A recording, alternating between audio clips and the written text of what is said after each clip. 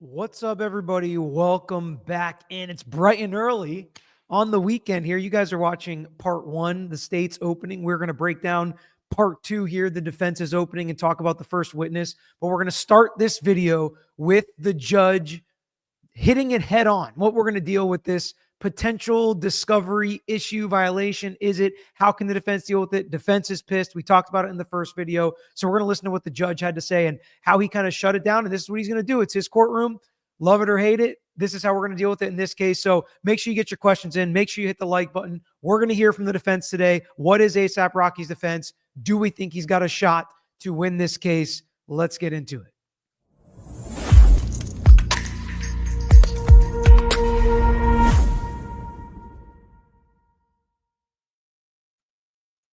All right, so let's start out, like I said, with what the judge decided on this discovery issue that was brought to everybody's attention the first day of trial. Definitely helpful. It's not irrelevant. It's not going to do. All right, you don't have to go on. Okay. I believe I have enough information to make a decision. Are you sure, please? No, you can't. I can respond to what he just said about the jury. It doesn't matter about what. So you know it's bad when he's shutting the defense attorney down, being like, no, you cannot respond to this again. And the defense attorney is like, I want to respond to what he just said about the jury, because that's a very important part of all this. He said about the jury. That has no, stop it. That has no bearing on any decision I'm going to make. There's a record, though. There was a record. I don't believe that you are unhappy with the jury. Mr. Lewin might say you're unhappy with the jury, but I don't believe you are. If you were, you wouldn't have accepted the jury. I believe that. The defense is like, I'm no longer happy with the jury. Judge is like, I don't believe you. I have a buddy who always said that's such a power move, to look somebody in the eye and be like, I don't believe you. Both sides are satisfied that with this jury and that both sides will get a fair trial. You don't need to respond to it because it doesn't matter whether he does or does not think you're happy with the jury. I believe that you are satisfied with the jury. All right, here's the way I want to deal with the latest, recently finding out about this ballistic report. In case you didn't watch part one, the discovery issue is there's some ballistics expert that's going to testify to some kind of match, I guess, with these casings, connecting them to ASAP Rocky. Defense didn't know about it. Their whole defense is it was a starter gun, couldn't fire real bullets, so there should be no casings. They would need to get their own expert, obviously. Very big deal. Defense said something like, I've never been this mad in court before, and he's a very experienced, high-profile criminal defense attorney. But this judge, also very experienced, is like, I know how we're going to handle this. Everybody at the table, all counsel, to me, has great credibility. I accept what all of you say. I don't believe that there's been any nefarious conduct by anybody. If this late report involved, all of a sudden that it was disclosed that a witness, an additional witness positively identified Mr. Mayers as the shooter, that would be very critical and crucial. If a witness came forward and said, yeah, Mr. Mayers confessed to me that he shot ASAP Rocky, that would be very critical and crucial. If a firearm, if the 9mm was recovered, that could be ballistically compared to the casings, and that just became discoverable or became disclosed, I think that would be critical. But that is not what happened here. What I'm seeing here is that the casings that were recovered were examined, and the opinion is they could have been fired from a Glock 43 or any other number of types of 9mm. You have said that, well, now you want to hire a ballistic expert. That's not fair to you and your client. So this is what I means. It's not fair. Like, you're right. You should get to hire an expert. That's what he means. am proposing. We have a list, a Superior Court list of firearm examiners that have been recognized as experts. My star judicial assistant over there, Alice, will print out that list. Ms. Kaplan is an attorney who practices in this area. If there is someone on the list that you want to hire, contact that person and tell them this is crucial that the ballistic evidence be examined now, not later, but now. The court will pay for it. Mr. Mayers will not have to pay for this. We will. So in certain cases, that's huge. That's a really big deal. In this case, my guess is the defense, including the defendant, ASAP Rocky's like, I'd rather just be able to strike this evidence altogether or pick my own expert. I'll pay for whoever I want. I want the best, not somebody on some court-appointed list. But it's not just a court-appointed list like people that only do work for the public defender's office. These are, I think he's got a list of everybody that's been certified in this area before. I don't know. Obviously, I didn't see the list, but they're going to want who they're going to want. They don't care about the money as much as they care about getting a fair trial, obviously. We're talking about a lot of time in prison if he loses this case. If the firearms examiner wants extra money because it's a rush, the court will pay for it. If you are not satisfied with the people on the list, then if you want to find your own examiner who will do the examination, the court will pay for it. So there he goes. He goes, if nobody on the list is satisfactory to you, you pick somebody and we'll still pay for it. It's necessary that I speak to the examiner to impress upon the examiner the importance of getting this done ASAP. I'm glad to do that. I am providing my cell phone number to all of you. If you need to call me any time of the day or night, I will speak to you. I will speak to a firearms examiner. If you feel it is necessary, Mr. Tapapina, we can be dark on Monday. But I'm not excluding. Meaning take Monday off so that you can deal with this. We'll see. I haven't actually heard. It's Saturday today. I haven't actually heard if they're taking Monday off. I thought they said they're going to be back 8:30 in the morning when they finished Friday, but I'm not positive. The evidence. I don't find that there is any nefarious conduct. The evidence is relevant. It's not a smoking gun, but it is somewhat inculpatory. But in and of itself does not mean that your client is guilty. That's the way we're going to deal with this, and that's the final ruling. I don't want to hear anything more about it. That's the end of the issue for now. Are both sides ready for the jury to come in? Do not mention anything about the ballistic comparison in the opening statement. That was my question. And you can't talk about it in opening, which neither of them did. We've already reviewed the state's opening statement. Now we are going to jump into the defense. He starts out basically saying the only way the state wins this case, the only evidence they have is if you believe the victim and the victim's words and the victim's actions. And then, as you can imagine, most of the opening statement was breaking down the victim's credibility. But in order to do that, you've got to juxtaposition two people against each other. So what do? Of course, the defendant comes from humble means, pulled himself up from his bootstraps and, made a life for himself. Tons of objections from the state while he was going into the background of the defendant and what a great guy the defendant is. A lot of them were overruled, but eventually the judge was like, okay, move on with it. Because the state was like, number one, is this relevant? And number two, who's going to testify to all this? Because I bet the defendant's not going to testify. So how is all this going to get in? Objected way too many times, in my opinion. They made their record. They got their point across. The judge was not agreeing with them, and they continued to object. They did get a couple of sustained objections, but to me, if I was on the jury, and I think a lot of you guys, if you would have watched that part, would have been like, I don't really love it. I don't really love it. He also talked about, which I liked because the judge said not to take notes, and I was talking about it in the state's opening, like, I want you to take notes because we're making promises. And he said that. He didn't say I want you to take notes, but he said, we're going to make promises to you just like they did. Remember each side's promises and who kept their word, who proved what they said they were going to prove. And then he starts to get into how the victim presents himself and just all sorts of issues with the victim in this case that you have to believe if you're the jury in order for the state to win. Picture from Rihanna talked about when he was a teenager. I want to do the same thing. You'll hear he was born in Harlem. They said, and this, like, it sounds like marble mouth because of the other noise in the courtroom. It's annoying. It's frustrating. I'm doing the best I can. Oh, actually, I think I actually flipped to, let me pull this off because I flipped to Law and Crime, which I think was a little bit better. Not a lot, but the audio, I couldn't understand anything that was being said on court TV there. So let me pull up. Back in August of 2020. All right. Yeah. I mean, none of the audio is amazing, but we'll get through it. At least there are cameras, right? That's what we want from these trials, to be able to actually see what's going on inside the courtroom. And this gives us that opportunity. So here we go. Now he's going to be talking about the victim and breaking down kind of his character and his credibility. they are. I remember the DA put up a slide in the opening. It's from Harlem, a picture of him and Rihanna. Talked about when he was a teenager. I want to do the same thing. You'll hear he was born in Harlem, like they said. He was raised in poverty.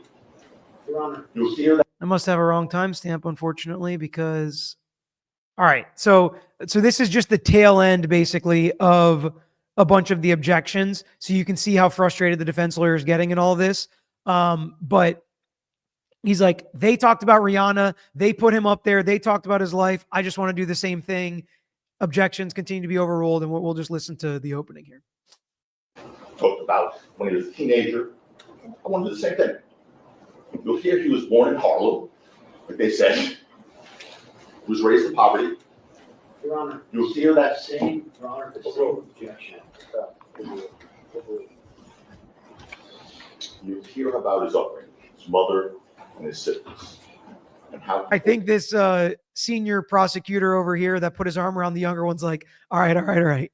You objected enough. Let's relax now. Overcame with hard work, with dedication, and with talent. Rocky is not only a. I do want you to stick to what you, the evidence will show. Yes, sir. I do believe the evidence will show that, but I'm going to get deeper into these facts. But what the evidence will also show is he's not only a celebrated artist and a fashion icon, he's a man who raised a beautiful family. As the district attorney put the picture of his significant other. Your Honor. Just you got to get to the facts. You're going to hear the stark contrast in two individuals. Rocky on one side, Rel Efron on the other side, known as Relly. He represents a very different narrative. So now they get into Relly and what he represents. After, again, comparing him to ASAP Rocky. That was his point of talking about his background, his upbringing, his family. Evidence will show you that this Relly presents himself to the world as a wealthy, successful man. Source like he's a reporting artist, businessman. He wants a very lavish lifestyle on social media. He poses with luxury goods. Your Honor, the same objection. None of this is evidence. Evidence will show you this. None of this is evidence yet. There's no evidence on both sides. I actually disagree with the state. I think he gets argumentative, the defense attorney, a couple times throughout the trial. But if he is going to put in pictures that all this victim cares about is money, no surprise there. We knew this was going to be about money. And then he's going to say this was kind of extortion and he just wants money from ASAP Rocky. This stuff matters. This stuff's relevant, especially to the victim's credibility if he's the main and only witness in this case, really. Posting pictures of himself with large sums of cash and whatnot. It's fraud. He is all about the money grab. The truth is far different. And you're going to see this extravagant lifestyle that Israeli wants is nothing more than a fraud, built on not on success and hard work, but upon criminal activity. Ladies and gentlemen, this case is all about money. I've said it once, twice, I'll say it a few more times. The evidence will show you it's nothing more than a money grab, nothing more. A clear attempt at extortion by Relly, so he could keep funding this extravagant lifestyle of his that he presents to the world. You're going to see the only reason we're in this courtroom is because Rocky would not agree to be a victim of another one of his crimes. That's why we're here. Rocky said, here's some money. We're not here. He doesn't go to the police. And even after we went to the police, if Rocky gave him money, we're not here. It's not about justice. All about money. He didn't go to the police. It's not about justice. It's about money. He wants money, money, money. If Rocky would have given him money, we wouldn't be here. It's about money for him. Period. End of story. And I will show you that. The evidence will make clear that Relly is trying to leverage a fabricated story to extract money from Rocky. In a case where we got video, we've got, potentially admissions that he had something that looked like a firearm in his hand. If you put two people against each other, so many cases, I always say it come down to which party they believe, victim or defendant, plaintiff or defendant if it's a civil case. And that's exactly how the defense is trying to set this up. Can you really believe this guy? Who cares about what the video shows, right? Sometimes that can be very important, but he's like, this guy just wants money. We're going to make him look bad. And like all he wants is money. So what do they have? How can they prove that, right? Because he's going to have to prove it now. He's made a promise. Using lies to support these claims. The evidence will show you that Relly is a blatant perjurer, someone who makes an oath, despite that oath lies. The evidence will show you, and you will see him commit perjury right before you in this court. And you'll see how important that is to this case. Because the evidence will show that despite all the evidence they claim to have, all of it, and I mean all of it, will rise and fall on the word of Relly and his credibility. Period. End of story.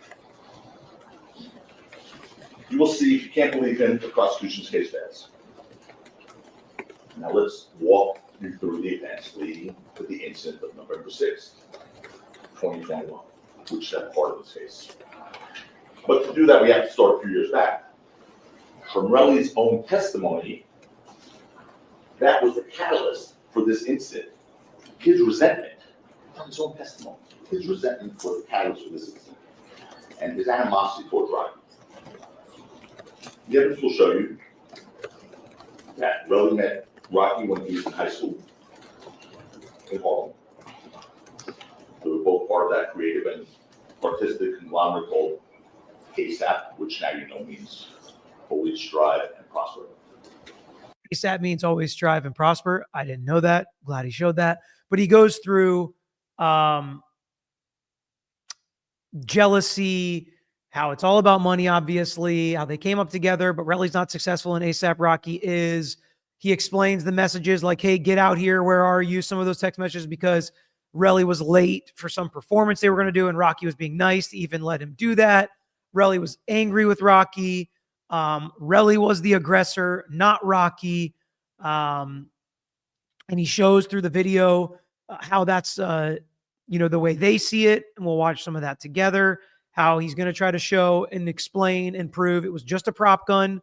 Multiple witnesses will tell you that, and then explain who's the first person to raise their hand and who has whose hands around somebody's neck and things like that. And he goes through and he uses the video, right? The state's going to use the video to prove their case and the way they view the evidence. Well, the defense is going to do the same thing with the same piece of evidence.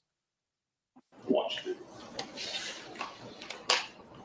The evidence will make clear that the object Relly alleged was a firearm was absolutely nothing more than a prop gun. The DA ended his opening statement saying, 12B will tell you that. He'll testify on behalf of Rocky tell you that. Not just 12B, multiple witnesses will tell you that. Not just 12B. Multiple witnesses will tell you that that was a prop gun. You'll learn that that was a prop gun, also called a starter gun, a blank gun, but it's a type of fake gun. It's used in prop movies and music videos. It's like, yeah, prop gun. You've all heard of those in movies, but you know where else it's used? Music videos. You know why that's relevant? My client's a recording artist, right? So it's a really good way, right? When he said that, I was like, oh, okay. And then I was like, oh, he got me, right? Because that's what he wants to do. He wants you to be like, of course this guy would have a prop gun. It may seem weird to normal people to have a prop gun, right? Especially when you have a license to carry, which he does. But he's like, it's different for him because he's got a bunch from his music videos that he does. And I'm like, okay, that makes more sense. Really good argument here to try to prove his point, because that's what the crux of the case is on. It's also used to scare off attackers by looking and sounding like a real gun without actually firing a live round. The evidence will show you that Rocky, obviously, I think you all know by now, was a high-profile person in the public spotlight, and he was a target. The evidence will show, in fact, that he was a victim of prior violence, which caused him to have to carry this.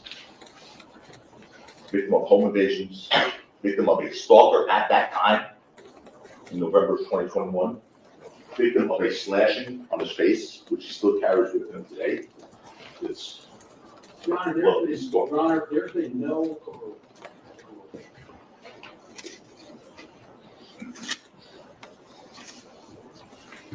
Did you see that? I mean, this lawyer, another objection overruled. Now, frankly, if he's not going to testify how he got that scar, I guess somebody else could. That is kind of the lawyer testifying, and he goes over to his client and points to the scar, right? He's having his day. This is where lawyers shine in opening statements and closing arguments, right? And he's like, he's a victim of home invasion. This is why he carries a prop gun. This is why he has a carry conceal, right? He's got to explain that to the jury so they don't think anything negatively of it. Some jurors do, some don't. It's California, so, you know, it's a little bit different probably than cases we've talked about in Texas or other states like that, Florida even. But he goes and he points to the scar. States objects because they don't want this show, right? They don't want this to be some kind of performance where the jury just is hanging on every word this defense attorney says. And the defense attorney gives the prosecutors a very clear kind of disgusted look at all of these objections. And he keeps winning them. So if you're the jury, you're like, why are these guys objecting to this very nice, well put together lawyer in the tan, khaki, white suit? Your Honor, there's been no.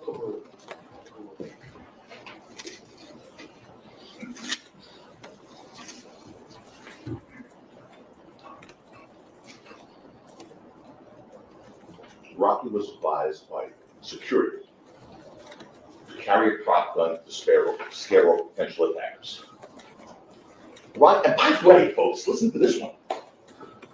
Rocky was licensed to possess firearms and licensed to carry firearms in November of 2021. He was licensed by the state of California. He could have legally had his own firearm.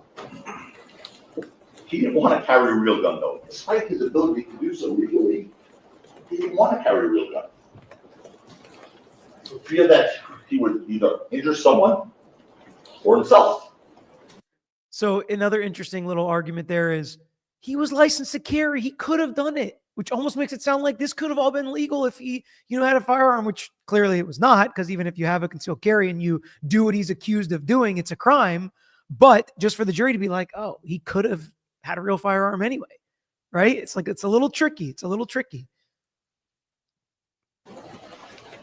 Again, I want to repeat that. He didn't hide a gun, carrying a legal gun. He was licensed to carry a gun in this state. I'm going to jump ahead a little to where he starts playing the video. To raise a hand to anyone is relevant. Basically, he's saying he's going to show the video to show you that Relly was the aggressor, not Rocky, and Rocky was responding to Relly. You're going to see when he comes up, initially, that's him, you all agree, in those black pants coming up. First person in the video. You see he goes with his left hand. He raises his hand first. Play that one snippet, Illinois, please.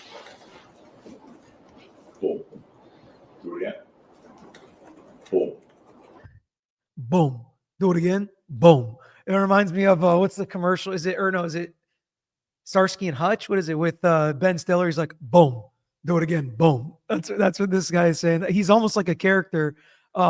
He's good though. I like the opening. You guys tell me. We'll kind of compare grades of the opening statements at the end of this, but you guys tell me kind of as we're going which one you liked better, which one you followed more, which one you felt was more exciting. They're very different styles, which is not unusual with prosecutors who've been prosecutors for a long time and criminal defense attorneys who have been criminal defense attorneys a long time. This guy's wearing a very, very nice watch, which is funny because a lot of times we talk about, what are we going to wear when we go in? We don't want to wear our nicest suit. We don't want to wear our nicest watch. We don't want the jury to be like, oh, it's all about money. This shady lawyers, all he cares about is money. But you don't want to look like you don't know what you're doing with a suit that doesn't fit and, no watch or whatever. You want to look professional, presentable. It's your job. You're there to do your job. You're competent. You're confident. But he had a very purposeful choice, in my opinion, for the suit, the watch, the look. And he goes in and he's forceful and he's going to try to really take control of that courtroom. All eyes on me. I'm the authority here. And that's what the looks of the prosecutor when he wins objections and things like that. And with the boom, boom. He comes up with that left hand before Rocky raises his right hand. And how do you know that? Play the next clip, please. If he has his hand around Rocky's neck or shoulder, and Rocky's right hand then finally comes up. finally after half a second. But what I will say is that's a good point. That's a good point, and that can make a big difference. If the victim has his hands around the defendant's neck, that changes kind of how all of this started, how all of this happened, right?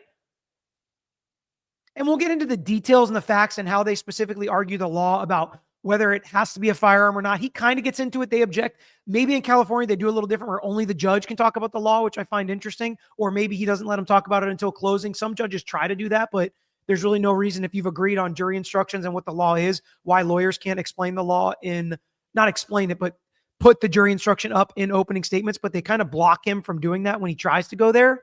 But basically, all of these charges are not guilty if this is a starter gun. But frankly, you can still assault somebody with that. So it's like, we're going to get into the nitty gritty of how California does it, how they're going to make these arguments, what the charges are, the definition of the charges as the judge reads them to the jury. Because I'm trying to play juror throughout this trial. And now if I was on the jury, I would be thinking like a lawyer still and what these lawyers are doing, why they're arguing it. That's how I'd be looking at the evidence. And I want to hear from you guys how you're looking at it. Boom. And then finally comes up. Boom. This guy has his hands around Rocky's neck or shoulder before Rocky's right hand comes up. Boom. And then you heard and you saw in the video, they going backwards. Relly, yeah, who's much you can see that from there, said to the police, yeah, I pulled him back. I pulled him back. They told you, well, Rocky pushed him back. That's how Relly said. Defies sort of the law of physics.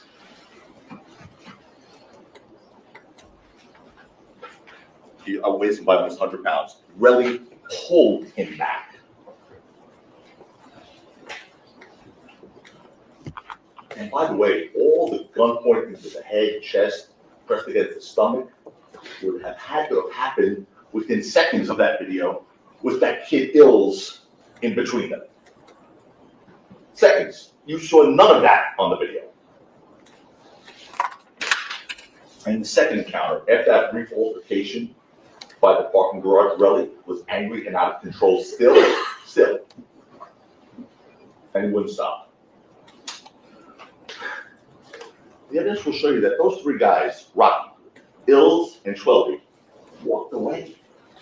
They walked away. There was a map put up here. I don't have one of those. It was nice. It was Also another really great point to me that they walked away. They walked away. And he does a good job showing in the video of who's chasing who and are they hiding behind him or jumping on top of him. I thought he did a really good job. I thought the prosecutor did a good job using the video his way. He did a really good job of making the jury see it a different way. And that's a hard thing to do as a defense attorney sometimes, depending on what the evidence is. But after watching these two opening statements, you should really be in a mindset of a jury is, okay, maybe it did look obvious the first time you watch, but maybe there's more than meets the eye. Let's wait and see what it sounds like. All the people that were there are going to come testify. So we're going to hear from them. The map showing where the first thing happened, and then there's a block, and then a walk around the block where the second thing happened. That guy followed them around two corners,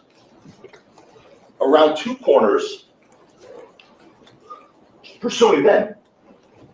He hadn't had enough, apparently. They were walking away from him, trying to get away from him. He pursued them around two corners. And the evidence will show you that those guys, Rocky, Ills, and Twelby, tried to get away from him. They tried.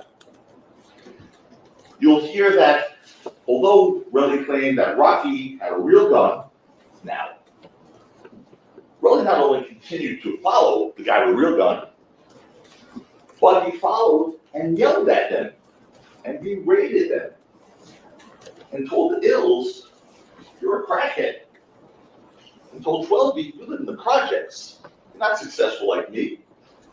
And told Rocky, you're a bitch. So the guy who supposedly pulled a real gun on him, and now apparently someone else has a knife too, and they're running away from him, he's chasing them, antagonizing them, bragging about his own successes. Chases them, antagonizes them, brags about his own successes. You'll listen to Relly's story about that, ladies and gentlemen. you get to assess the credibility. Because it will continue to unravel. The story will continue to unravel. Even the police questioned him. Why would you continue to follow Rocky after he supposedly pulled a real gun out on you? Said the police to Relly. And you'll hear Relly's answer to the police. I don't know. That was the answer. I don't know. I promise you that answer is going to change in this courtroom. That's what he said initially when asked. And of course he didn't. He also says that Relly is an admitted perjurer and that his testimony is going to change in this courtroom. So he's setting him up like a liar. Maybe he's got perjury in his past, and if he does, he's going to have to admit that on the stand if he takes the stand, because witnesses have to admit crimes of moral turpitude, which means you might be a liar or the jury might not be able to trust you, and felonies if he has, and he's going to have to admit all that on the stand when he takes the stand. And so to do that and to set it up with that, and then also show how his testimony may change from what he told law enforcement or what he said at a prior statement to what he's going to say today, you really can build a lack of credibility story behind this victim. And if the victim is the entire case for the state, it's not a great case for the state when that's the situation.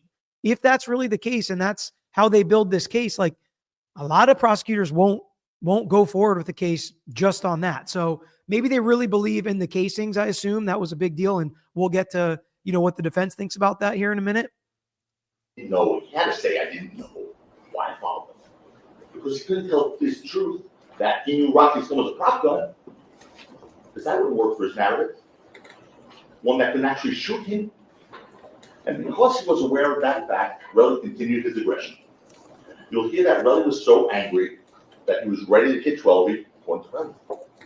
You'll hear that he was so angry that he hated Hills, according to Relly. You'll learn that when Relly finally caught up with him around two corners, on the corner of Selma and East Delmar, his anger and hatred came to a boiling point, and he attacked his Hills. Attacked him. And make no mistake about this, the evidence will show you Relly was the aggressor there as well. And Rocky, again, significantly smaller than Lee, fired that prop gun, that starter gun, which makes sounds just like a real gun. That's the purpose of it. He fired it twice, hoping the sound would be enough to scare off Relly and protect Hills. Wrong. Relly didn't stop. He didn't stop because he knew it was a prop gun, but he didn't stop. And the evidence will show you that after Rocky fired those two warning shots with that prop gun, car alarms went off. Because there was that big parking lot right there where they were. Car alarms went off. I'm sorry that you guys are here. It's hard to look everywhere.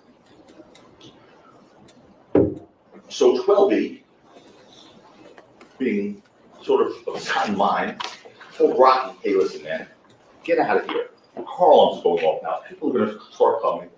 Rocky obviously is a public figure, and now people are going to have their attention drawn to this. Get out of here. Rocky listened. He persuaded Rocky to leave the scene. 12E said, I'll check on Hills, because Hills was having a rough go of it. Hills is smaller than Rocky. And really was pummeling. You're going to hear about how Hills' face looked after this encounter. It was a hot mess. So you'll hear a different story from Relly. He claims he grabbed him, Hills, as a human shield. A human shield. Funny, Hills didn't get shot. But he was a human shield. Evidence will show you that's just another lie. It's another lie. The evidence will show you that. You'll see that Relly knew the prop was going to hurt him, first of all. Second, you're going to see that Relly wasn't hiding behind Hills or under Hills. In fact, in the video, if you look carefully, we'll show you, you'll see that Relly's on top of Hills as they're on the floor, on top of him, punching. And even after Rocky left the scene, that's simple.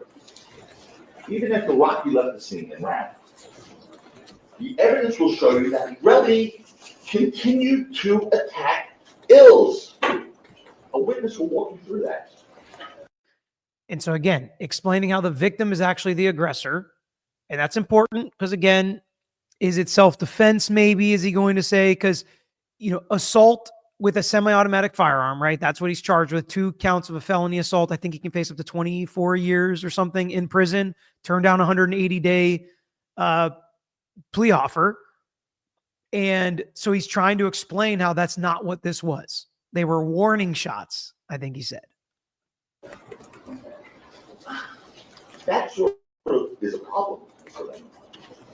I mean, this guy was claimed he was shot at one point, and he is still attacking the guy that he started to attack before there was any warning shots fired.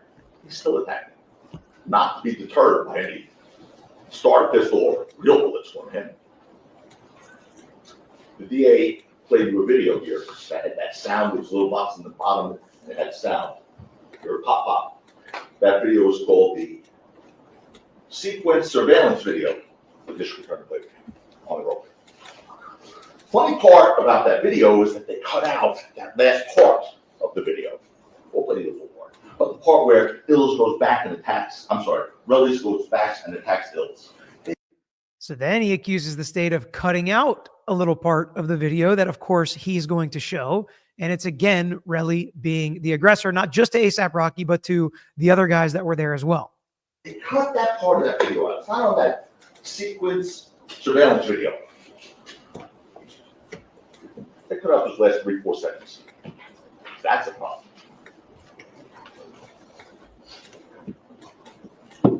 Now, this altercation, like the first one around the corner, was also captured on video. But as you saw, that thing is not clear. And I saw some pictures up here earlier. It looked like aliens or something. But it's not clear. But you can make some things out. But even Relly in his testimony said, I really can't tell what happened in that video. So we have to go on his word now. And although the video captured that incident, that was less than half a minute, not particularly clear. The evidence will make clear what happened there. The evidence will. Relly physically attacked Hills. Rocky tried to use a prop gun to defend him. And with that, I want to walk you through that video the best we can. We'll play it first. And you notice the drill leader's at the corner. Up here. Then Hills comes and he's following. You see him go right after Hills, Relly. And that's when Rocky fires the warning shots.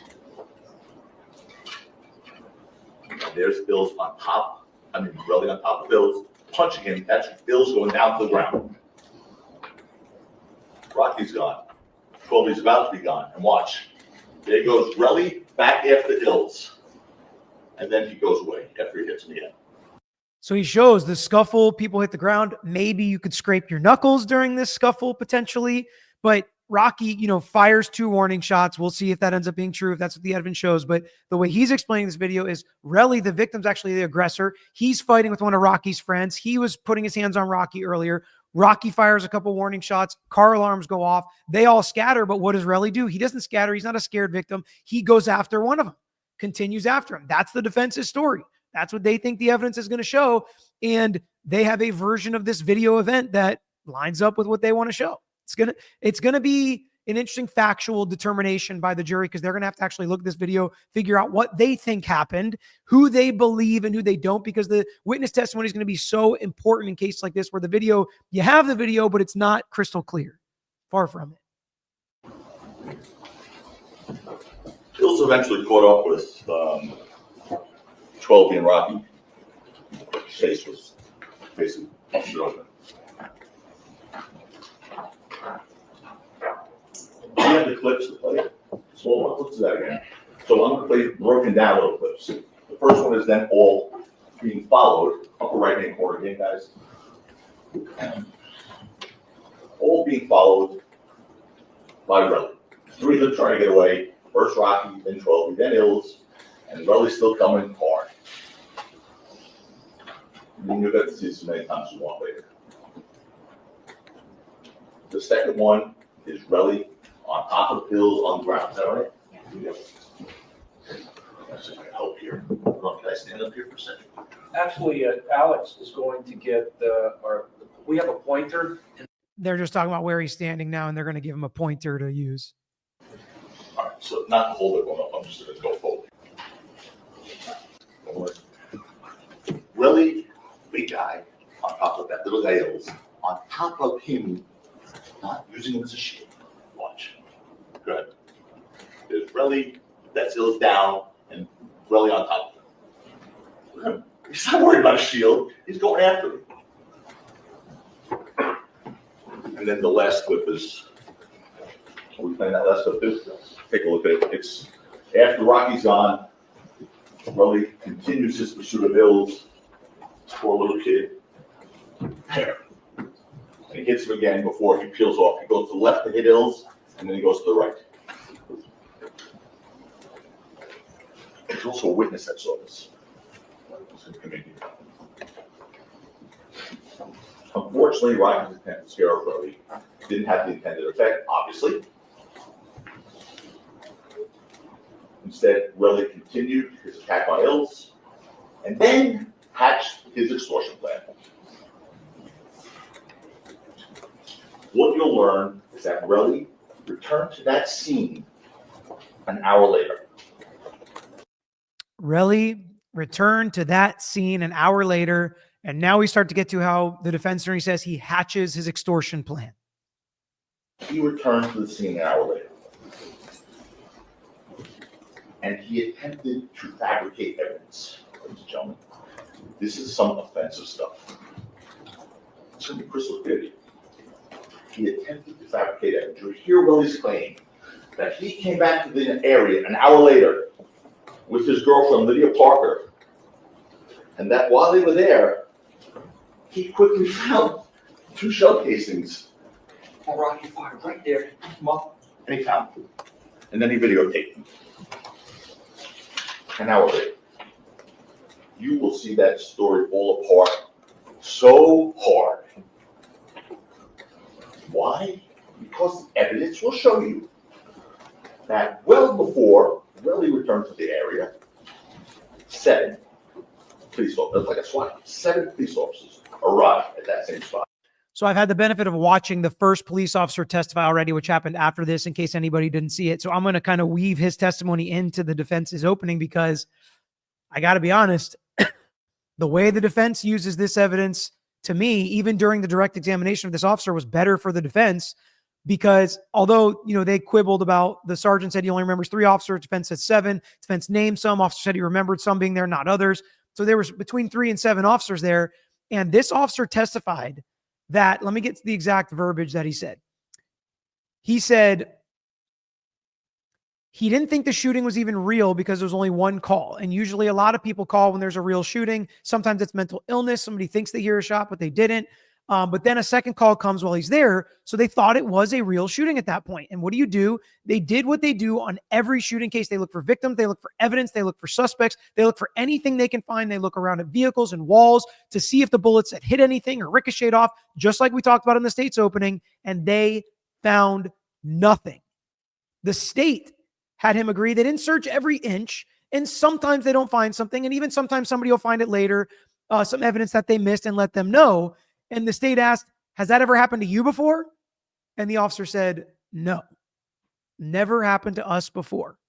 He said, can't 100% say there were no casings or no shooting that happened there, but it's reasonable they may have missed it, but they never had before. And the defense only started their cross because they're going to continue their cross on Monday, but they got him to agree that this was also the first time he had ever discussed with the state that the officers may have missed something when they canvassed and searched the scene of this crime. Big time evidence for the defense that the officers came, they searched, they found nothing. Now, where did they search? Because the state talked about how they got kind of calls about this happened over here, or maybe it happened over there. Well, the defense says, thank God we have the video. And he's going to say the officers searched the exact area where the victim just 1 hour later happened to stumble upon these 2 casings that he took pictures of. They responded to the scene and carefully searched every inch of that area. So he says they searched every inch of the area. The state had the officer say, we didn't search every inch, but we did do our job like we would at any shooting that we take very seriously. Not believe what I heard on the opening statement. Oh, the police didn't know where to look. Police searched the exact same spot. He throws in there, I couldn't believe what I heard in the opening statement from the state. They searched the exact spot. Because the state was trying to make it seem like, oh, you know, they kind of didn't know exactly where it was. So they did their best, but didn't find it. He's like, I couldn't believe what I heard from the state. I was appalled. It shocked my conscience. But if he's got the goods. Where Relly claims he picked up the bullets. Not close to it, not near it, the exact same spot. Thank God there's videotapes. There's a body cam from the police where they're searching. And there's a surveillance video that you see here that captures Relly coming back an hour later. Exact same spot. So, we're playing it now? What's that? We're playing or we're showing? Showing. So this is where the police are. I'll zoom back in. 3, 4 right there right now. There were 7. There's another one here. This is where the alleged tussling was with Relly and Hills. Rocky's here. Trelby's here. Here's the corner they came around. So this is where the shots. Yeah. Very high tech, Your Honor. This is where the shots were. Like, easier on screen. This is where the shots were Judge says easy on the screen. discharged according to Relly right here. Okay, right here. Look at where they're searching. This is where Relly, as he comes back an hour later and picks it up. And here's the landmark. Look. If that's actually true, if everybody agrees this is the exact inch and spot where he found the casings, that's reasonable doubt. It sure seems like there's a lot of evidence that, we really have to believe this was a prop gun versus a real gun. It's like, I don't know about that, but it's like, if he really came back and found casings right at the spot where the cops searched and then files his lawsuit and wants all this money and doesn't go to the cops right away, but goes after asking for money after he gets his own civil lawyer, it's just like, there's a lot of dirtiness around this, which I'm really interested to see how the evidence actually plays out. From my perspective, both opening statements, they did a really good job of laying out the evidence exactly how they felt it was going to be laid out to them. I don't think either one was overly exciting. I don't think either one was overly engaging or captivating and really had you wow. But I do think they both got their points across and kind of laid out the roadmap of what they believe their case was going to show. And when you have two very opposing views of what you believe is going to happen or what it's going to show, that usually gives for a good trial, because they're going to have to see which one of them kept their promises, and that could win the day with the jury at the end of the day. This is the corner that they all came around, right here. And this is where it all started. And here, there's that opening right here. See this big orange, red, whatever this thing is here? Look at the picture below. Okay. That thing there is that thing here. That opening here, this is a big orange thing. You can't really see this well here. You'll be able to take these with you later. This is that orange thing. Go back up again, guys. Down to the other one. This is that orange thing. Directly across a few feet there is where they're searching. Go down. Directly across a few feet there is where they're searching. You know what that is? That's really an hour later. According to the police, they captured that surveillance video. That's him an hour later coming back to retrieve the bullets in the exact same spot at the. Go ahead up. The cops were searching with a flashlight. The cops weren't there looking for, they didn't know what.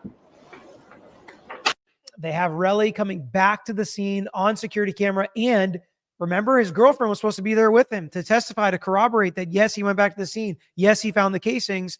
But he says something like, she wasn't there unless she was a ghost, because she wasn't on the security cameras. Thank God we have the security cameras. Now, these are different angles, so I don't know if it's like an exact spot of where Relly came back and where he found. So I think the testimony will kind of bear that out. But it's a compelling argument. It's a very compelling argument. Cops were there looking for shell casings because they were called in for shots fired. So what the police officers searching that scene found were no shell casings, no bullet fragments anywhere. They were there. 7 officers with flashlights searching everywhere. No shell casings, no bullet fragments, no damaged property. Understand, there was a parking lot full with cars right across from where this alleged shooting was, real ones, right? Not a window broken, a tire popped, a dent in a piece of metal. No damage to any vehicle at all. Absolutely no sign of a real gun being fired, as one of the police officers on the scene said. I repeat that. One of the police officers on the scene said, there's no evidence of a gun being fired. And again, we already heard some of the cops thought maybe it wasn't a real shooting because there was only one report. So the state's trying to deal with their bad facts, right? But to me, you have to make charging decisions, right? And if you really have, they must find the victim credible, obviously. But sometimes if you don't have a credible victim, it's like you can't go forward on a case like this. So they must believe him. But still, they're going to ask you to believe Relly, who miraculously found them in the dark an hour later after 7 trained officers with searchlights in the same exact spot couldn't find them. So I don't know if he's going to prove 7, but already the first officer has disagreed with that. much for the officers didn't know where to look. They were right in the same spot. So, for that matter, although Relly is going to claim his girlfriend was there with him, because that gives a corroborating witness that can back his story up, right? When he found those shell cases an hour later, the video evidence in this case will show otherwise. That she wasn't with him, unless she's a ghost. That she wasn't with him. Thank God for those surveillance videos. So what did Relly first do with the videos he made of the shell casings? Did he go to the police? No, he didn't contact the police. Instead, he sent them to Rocky and Rocky's manager and said, I'm going to be rich. That was his first thought. I'm going to be rich. He doesn't go to the police with the shell casings and the evidence of this crime. Instead, he goes to Rocky, and Rocky's manager says he's going to be rich, wants money. Here's the thing, and I don't know if I've mentioned this yet. Could still absolutely be true. Could have got shot, have a very legitimate civil claim, deserve damages. Could be true. But to just average citizens on the jury, I think at least some will be skeptical of the timeline of events of how all this went down. I mean, here's someone who basically claims he was shot. That was the initial word, shot.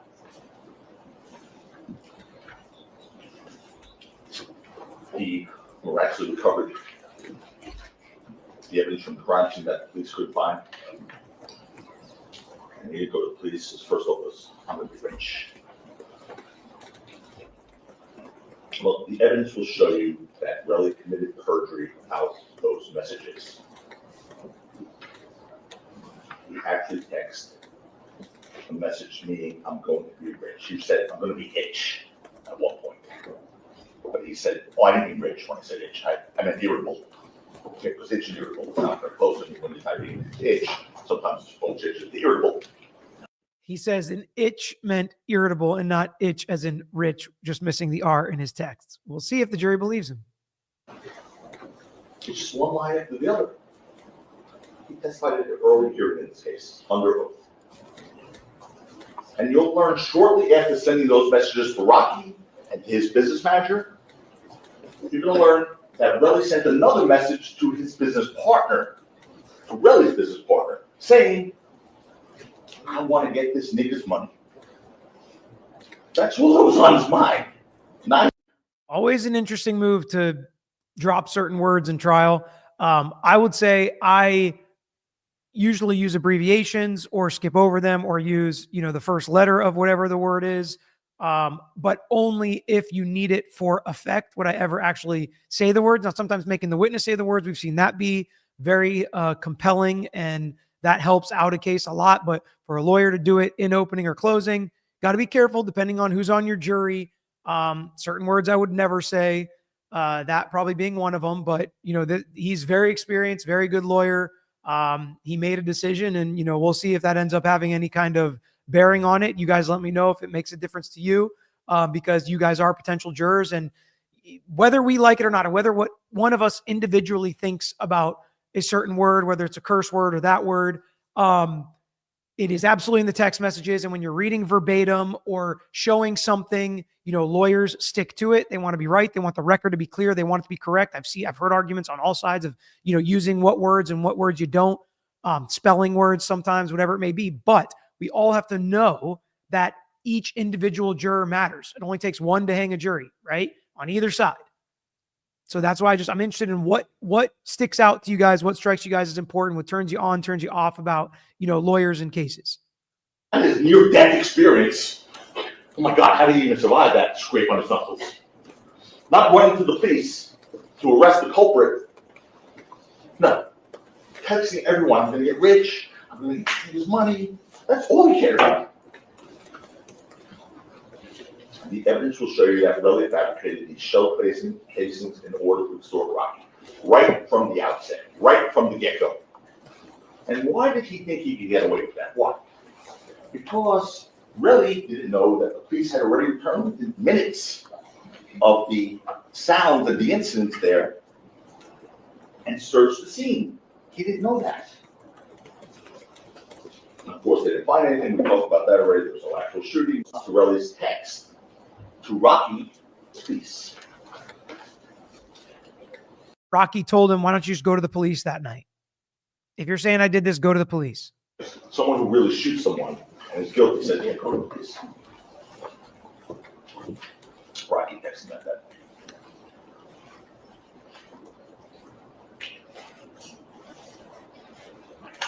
But of course, he didn't go to the police. That was not on his mind. You'll hear what he thinks of the police. This road. After his immediate efforts to extort Rocky failed, because he just wanted to get rich, he wanted to get that, need his money, as he said. When it didn't work, he said, okay, I better go get a civil lawyer. After he tried on his own to get the money, let me go get a civil lawyer to try and get money out of Rocky. And you'll hear that because the civil lawyer would only take his case if he went to the police. Relly then went to the police 2 days later. So somehow we're going to find out that the only reason he ever went to the police is his civil lawyer said he'll only take the case if he goes to the police, and that's why Relly went to the police. Now, that could be legitimate. It's like, hey, you're the victim of a crime. Go report it to the cops. That's important. Or, I don't believe you, and a jury's not going to believe you unless we have a criminal conviction. What do you guys think about that as the jury? Well, if that comes out, which I don't know how that's not privileged, but if that comes out, what do you think about it?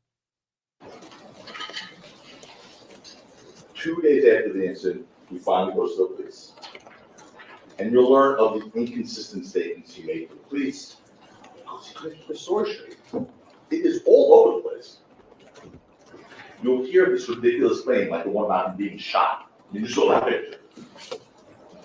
This posed proof of him being shot, the knuckle scrapes, the superficial knuckle scrapes across his knuckles, which are consistent with him doing what you see in the video, attacking somebody, attacking hills. That did not look well.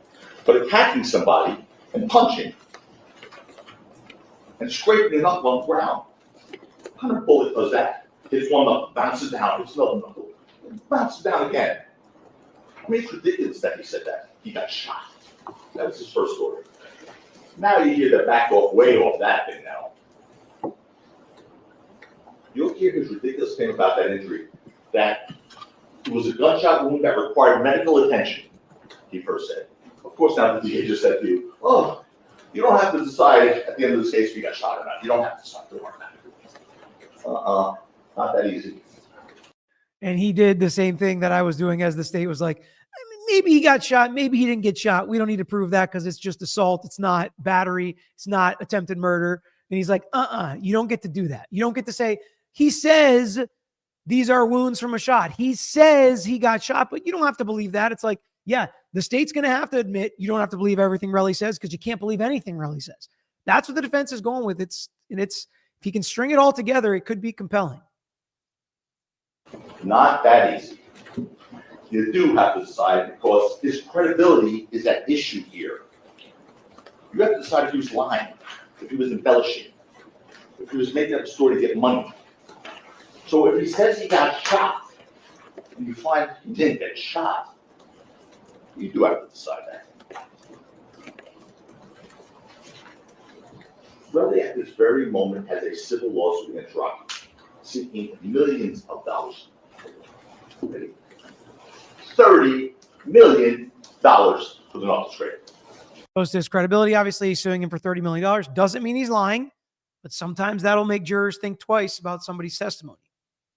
I personally don't care if there's a victim of a crime and they're suing. I think they should. If somebody did something to them and injured them and damaged them, they should sue them. I don't think it makes them any less credible. But when you have text messages and certain things that happen in this case, it definitely plays with the extortion story that the defense is going with. $30 million. Not money, not just. Oh, he also claims that he has a permanent disability from the knuckle scrape. And that's where the civil suits and civil statutes can get you, because sometimes to get future damages, you have to prove permanent injury, which is a permanent disability or loss of function of some sort, which again, sometimes you have with a break or a tear or a surgery or whatever, where it does affect you for the rest of your life, that you're going to need future treatment. The scrape on the knuckles, not so sure. Maybe he's talking about, PTSD or something like that, which, can have long lasting effects, obviously. But again, when you got that picture and you got the state saying, I'm not even sure he got shot, and then you got him saying in a legal document, it's a permanent disability. And if he says the, finger knuckles are a permanent disability, now maybe scarring, some statutes say scarring is enough to be a permanent disfigurement. And we'll see if he's scarred, but it's like, I don't know. There's some stuff the defense has, that's for sure. He lies about almost everything in this case. He swore that he has a permanent disability. You're going to see an Instagram video of him, that permanent disability, showing his manicured hand, turning it around with his Rolex watch on. Permanent disability. It is offensive to a different level. He even claims he went for necessary medical treatment for his injury to a hospital, but not here in LA, where he was shot. He waited all the way from California to New York to go to a hospital many days later, after getting a civil lawyer and being told by the detective in this case, really, you should go to the hospital. Not to make sure you're not going to die. Not to make sure you don't lose use of your hand. Not to make sure your knuckles heal.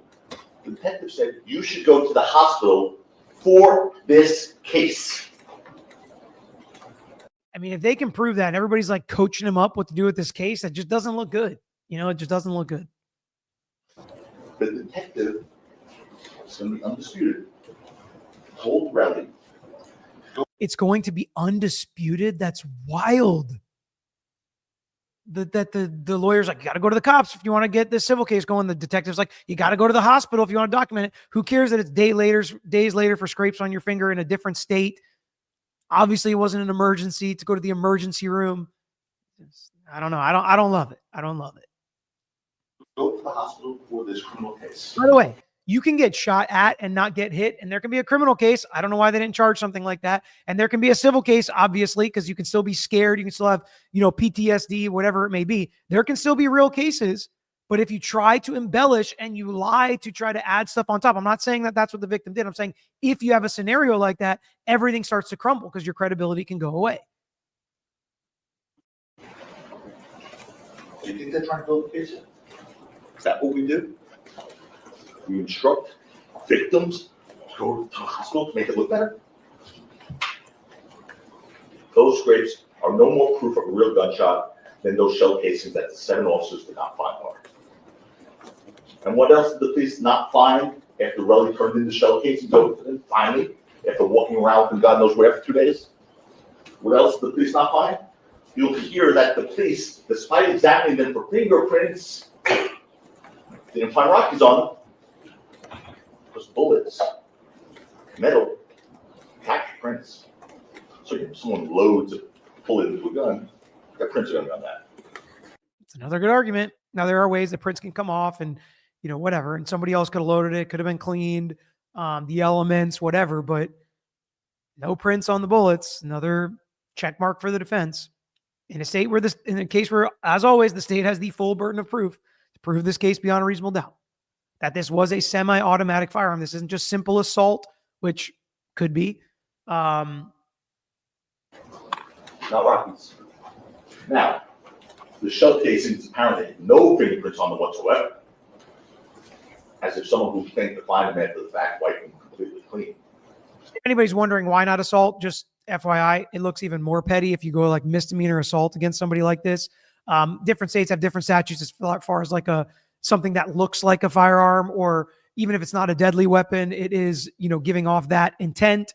And the potential penalties obviously much different with a semi-automatic firearm. That's why he's looking at, I think, 24 years with these two charges. It'd be much, much less with a misdemeanor assault charge.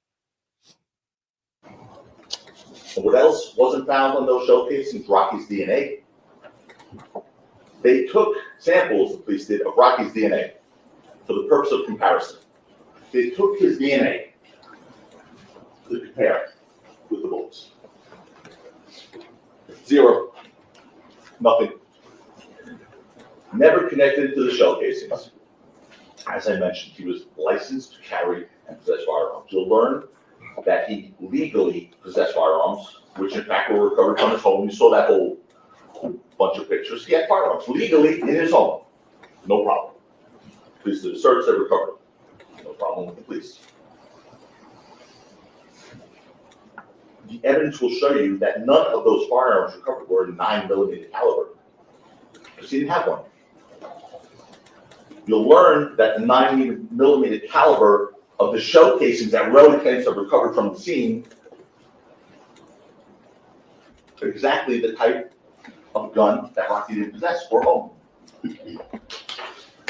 You'll hear, and you heard. He's getting into a lot of stuff that I don't know exactly what the ballistics expert or report's going to say, but got to be careful when there's some new stuff coming out and you're like, none of this matches, etc. It's like, okay, we'll see. From their opening that there was a single magazine containing 9mm ammunition in his home. And you'll learn that belonged to his manager, Lou Levin. Who will tell you who will be here? And his manager's going to come saying the one magazine that has the 9mm ammo in it is his, not Rocky's. It's like, you got people willing to do that for you. You know, you're in a good spot, but maybe it's true, right? Because there was no firearm, just a magazine. Maybe his manager keeps a magazine in his house. I don't know. But he's going to come and testify under oath that it's his. So the jury's going to have to weigh his credibility. And testify why that is his. He also was licensed.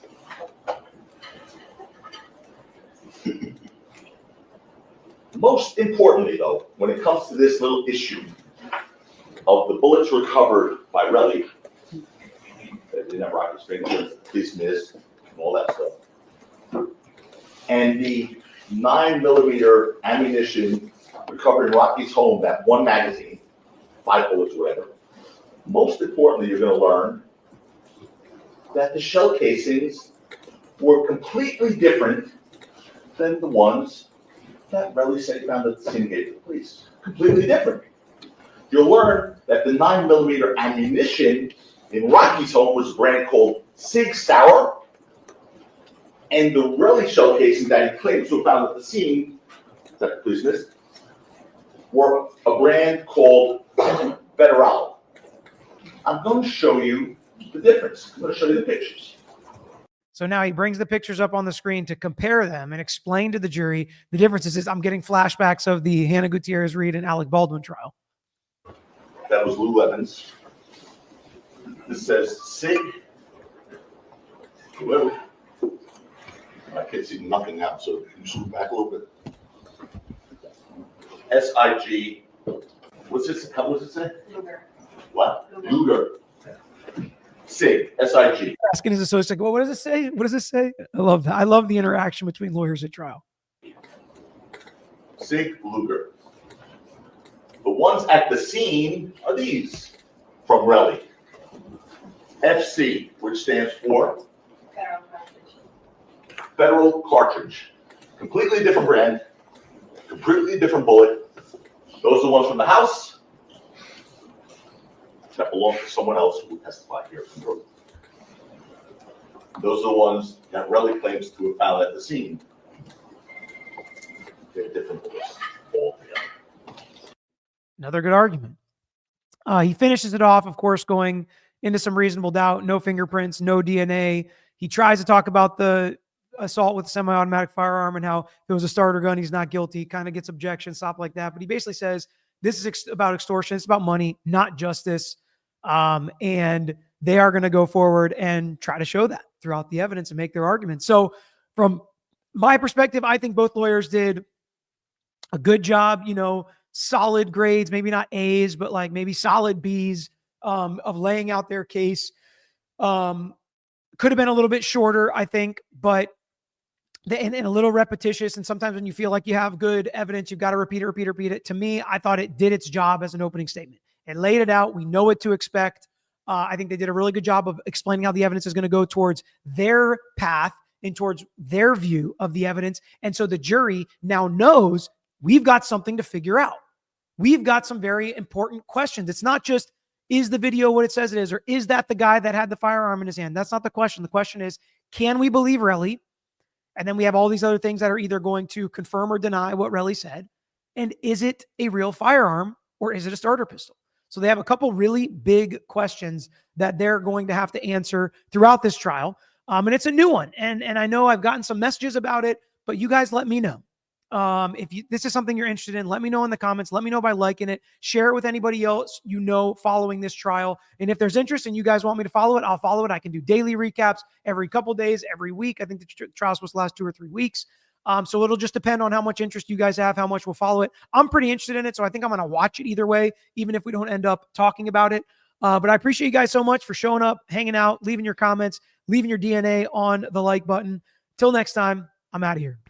Thanks for watching another episode of The Lawyer You Know. If you enjoyed the episode, please hit the thumbs up and share with your friends who may be interested here on YouTube. And don't forget to subscribe. You can also follow us on Instagram, Twitter, Facebook, and TikTok. And don't forget to check out the Lawyer You Know podcast with new seasons dropping every quarter.